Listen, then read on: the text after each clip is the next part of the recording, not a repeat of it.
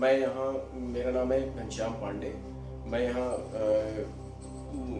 Galaxy north Avenue 2 greater Noida society में रहता हूँ। और मुझे एक विषय पे बहुत दिनों से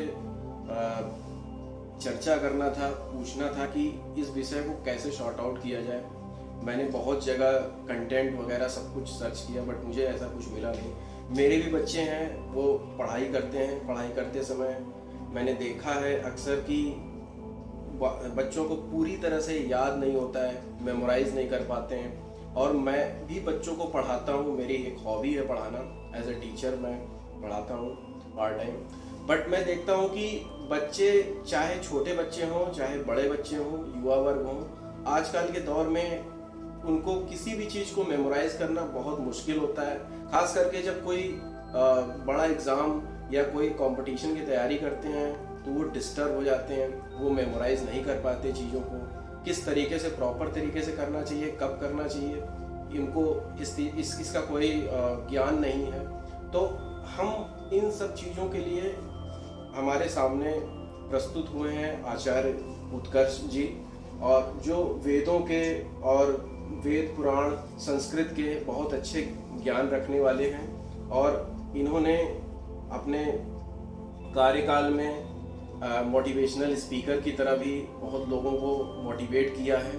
तो हम लोग जानेंगे इनसे कि क्या इसका सोल्यूशन क्या है, क्या एक्चुअली में क्या करना चाहिए, बच्चों को कैसे मेमोराइज कर सकते हैं, आगे क्या हो सकता है, क्या स्टेप लेना चाहिए। ये सारी बातें हम आज करेंगे और जो पूरी तरह से आप सेटिस्फाई होंगे, और ख़ास करके जो स्टूडेंट वर्ग के लोग देख रहे हैं वो ज़्यादा प्रभावित होंगे उनके इस विषय से और उनके इस उत्तर से।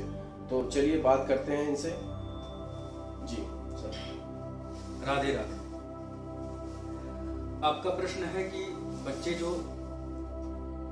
स्मरण शक्ति है, लर्निंग पावर, वो कमजोर हो जाता है। देखिए, बाल्यकाल में तो क्या है, बुद्धि के ऊपर ज्यादा प्रेशर रहता नहीं है। बुद्धि का जो क्षमता है, बौद्धिक क्षमता, वो अनंत है। उसका कोई सीमा नहीं, कितना उसको प्रयोग किया जा सकता है उतना। तो अगर बुद्धि की पूर्ण क्षमता को प्रयोग कर दिया जाए तो ब्रह्मांड वश में हो जाए, पूरा तो कोई कर नहीं पाता है। तो जो बच्चे होते हैं उनको जल्दी कंठस्थ होता है, स्मरण शक्ति उनकी अच्छी रहती है। एक आयु के बाद याद करना लोग छोड़ देते हैं, और याद करने का हमारे सामने कई प्रश्न ऐसे आते हैं कि याद करने का कुछ उपाय बताइए। याद करने का एकमात्र उपाय है याद करना।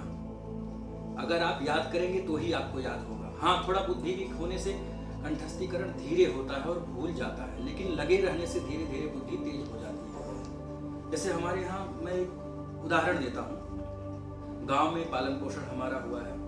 हमारे यहाँ एक मशीन, चारा बालने वाला, चारा काटने वाला मशीन है, वो पड़ा था बहुत दिनों तक। जब नया आया था तो बहुत अच्छे से चलता था, एकदम फ्रेश जी, जैसे एकदम मुलायम चारा काट रहे हो, एकदम फ्री चलता था। कई साल तक वो ऐसे धूप में, बरसात में, ठंडी में पड़े रहने के नाते उसमें जंग लग गया और वो चल नहीं पाया। फिर उसको खूब नचाने पे भी पड़ा, बहुत ताकत लगानी पड़ी, लेकिन चलता नहीं था वो। बहुत कोशिश करने के बाद धीरे धीरे करके थोड़ा करके उसमें वायर डाला गया, उसमें बार बार उसका रिपेयरिंग किया गया। चलाते चलाते फिर चलने लग गया। जब उसको लगातार चलाया गया तो फिर फ्रेश चलने लग गया। ऐसे ही हमारा बुद्धि जो बाल्यकाल में तो तेज रहता है, लगभग सभी का। इसीलिए बच्चों का देखते हैं तुरंत पकड़ते हैं, बच्चे बहुत जल्दी कैच करते हैं, कैप्चरिंग पावर अच्छी होती है। जब उस पर वासना रूपी या व्यसन रूपी कोई ऐसा धूप, गर्मी, बरसात हम डालने लग जाते हैं, तरह तरह के थॉट, तरह तरह के कुछ ऐसे कुकृत्य होते हैं जिससे हमारी स्मरण शक्ति क्षीण हो, शरीर की शक्ति क्षीण हो, यानी जंग लग गया, और हम याद करना बंद कर देते हैं। एक उम्र के बाद तो स्मरण शक्ति हमारी इसलिए जाती है क्योंकि हम कंठस्थ करना छोड़ देते हैं। परिणाम ये हो जाता है कि हम जब अचानक में किसी बड़े कंपटीशन में बैठना है, कोई बड़े परीक्षा को देना है, तो उसमें हम एकदम परेशान हो जाते हैं, याद नहीं होता। लोगों से प्रश्न करते हैं कि इसका क्या उपाय है, इसको क्या किया जाए। उसमें यही है कि जब आपके मशीन में जंग लग गया है तो उसको चलाओ, धीरे धीरे चलाओ, ऑयलिंग करो, उसमें ऑयल डालो। अब ऑयल क्या है? बुद्धि का जो ऑयल है वो है ध्यान। कुछ नहीं, मात्र 5 मिनट से प्रारंभ करो कि 5 मिनट केवल अपनी सांसों पे ध्यान देना है, सांसों पर ध्यान एकाग्रता करना है। और ऐसा नहीं कि 10 दिन कर लिए उसके बाद छोड़ दिए, या परीक्षा के समय तक किए उसके बाद छोड़ दिए, नहीं, अनवरत करते रहो, इसे करते रहो, स्मरण शक्ति कभी नहीं जाएगी। और कंठस्थ करने का एक तरीका, हम लोग तो उसी कंठस्थीकरण की परंपरा से, हम लोग का सब कुछ याद करना था, वेद था, पुराणों के श्लोकों को, मंत्रों को, सूत्रों को, जो संस्कृत व्याकरण के फार्मूला है, इन सब का सिस्टम जो है हम लोग को संधा कराया जाता था। जब पढ़ाते थे तो 21 बार, 51 बार, 101 बार उसको रटाते थे जब हमको उपदेश दिया जाता था। उसके बाद हम अकेले बैठ करके उसको 100 बार रटते थे। और उसके बाद जब सुनाना, जैसे रात में हमको सोना है, उस समय हम रटते थे, चाहे 5 मंत्र या 5 सूत्र या 5 ऐसे कंठस्थ करते थे, रटते थे।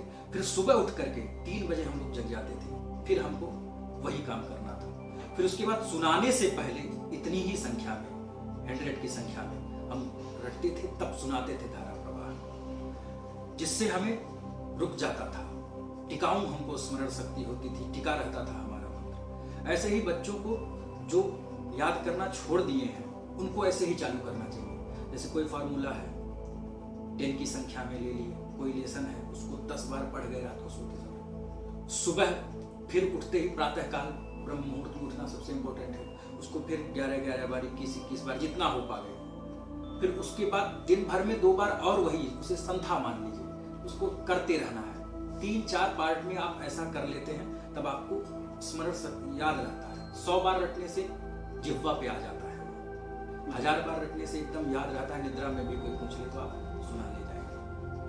और 1,00,000 बार जब लेने से अगले जन्म तक भी याद रहता है। तो ये तो प्रक्रिया है आपके स्मरण शक्ति की, कि आप जब करने लग जाते हैं, जब आप याद करने लग जाएंगे तो मशीन जो है चलते चलते प्रैक्टिस में आ जाएगा, सब फ्रेश चलने लग जाएगा, एकदम ताजा जैसे हो।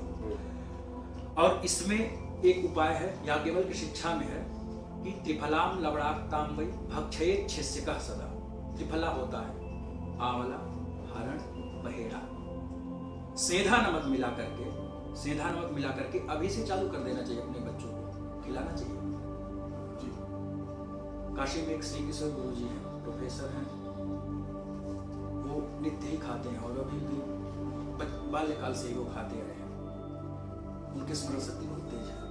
मैंने इसलिए उदाहरण दिया कि आज भी ऐसे लोग हैं जो इसका खान पान और बच्चों जैसा स्मरण शक्ति नेचुरल तरीके से, प्राकृतिक तरीके से।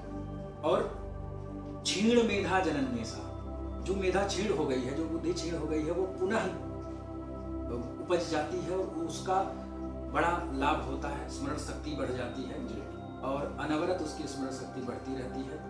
और उससे आपके स्मरण शक्ति से आपको अच्छी विद्या, अच्छा ज्ञान प्राप्त होता है, जिसका परिणाम होता है कि आप अच्छी परीक्षाओं में पास हो पाते हैं, कंपटीशन पास कर पाते हैं। तो सबसे बड़ी समस्या है स्मरण शक्ति का, उसके लिए हमें जरूर प्रयास करना होगा।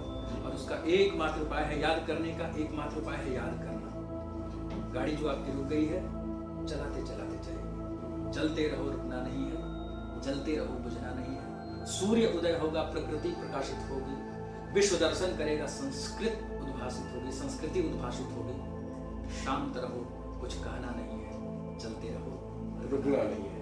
राधे राधे राधे। तो मैं इस पे एक प्रश्न था मेरा, जैसा कि आपने बताया, बहुत सुचारू रूप से आपने बताया और बहुत अच्छा लगा, शायद दोस्तों को भी पूरी तरह समझ में आ गई होगी बात। लेकिन इसके ऊपर एक मेरा प्रश्न है, आजकल के युवा वर्ग या छात्र छात्राओं के पास में इतने ज़्यादा सब्जेक्ट हैं, वो कई बार तो किसी सब्जेक्ट को टच भी नहीं कर पाते हैं, इतना ज़्यादा वर्क है, कोर्स है इनके पास में सब्जेक्ट का, तो उसको रेगुलेट नहीं कर पाते हैं, उसको रिवाइज नहीं कर पाते हैं, तो कई बार मिस आउट करने की वजह से, प्लस लोग जस्ट लाइक स्कूल और कॉलेजेस में आजकल इतनी ज़्यादा एक्टिविटीज़ कराई जाती है, तो 50% and they are investing on that. तो हमारा ये कहने का मतलब है कि अपने सब्जेक्ट को या जो भी कंपटीशन की तैयारी कर रहे हैं उसके लिए वो कैसे प्रॉपर टाइम से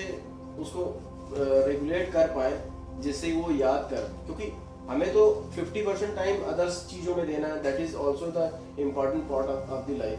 बट अभी क्या है सिनारियो कि हमें सब्जेक्ट मेमोराइज करना है, हमारे पास जो टाइम रहता है उतने टाइम में ही करना है। तो क्या जैसे आपने औषधि बताई कुछ ये नेचुरल तरीके से, क्या ये कारगर होगा बच्चों के लिए, सेहत के लिए और उनकी मेमोरी को स्ट्रॉन्ग करने के लिए? एकदम कारगर होगा, क्योंकि इसका प्रयोग हमने उदाहरण दिया ना कि ऐसे हैं जो बाल्यकाल से ही उपयोग करते आए हैं और परिणाम ऐसा है। अब हम लोग को अभी भी कंठस्थीकरण उस तरह का है हम लोगों का कि हम 20-20, 25-25 मंत्रों को बड़े बड़े कंठस्थ करके एक दिन में सुनाने की क्षमता है, अभी भी है।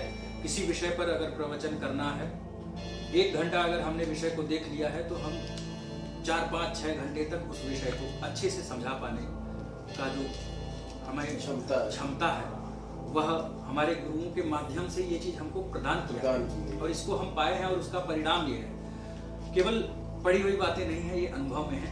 विश्वास करिए और कम समय में आपको ज्यादा याद होने लग जाएगा। इसके लिए आपको ये करना होगा, हाँ नित्य लेना होगा इसको। ये त्रिफला जो है सेंधा नमक के साथ आप उपयोग करें, बहुत सुंदर लाभ होगा। राधे राधे। तो दोस्तों आप लोगों को ये बातें समझ में आ गई होंगी, इन्होंने बताया बहुत ही सुंदर तरीके से, इन्होंने पूरा विस्तार पूर्वक चीज़ों को बताया, अपना अनुभव व्यक्त किया।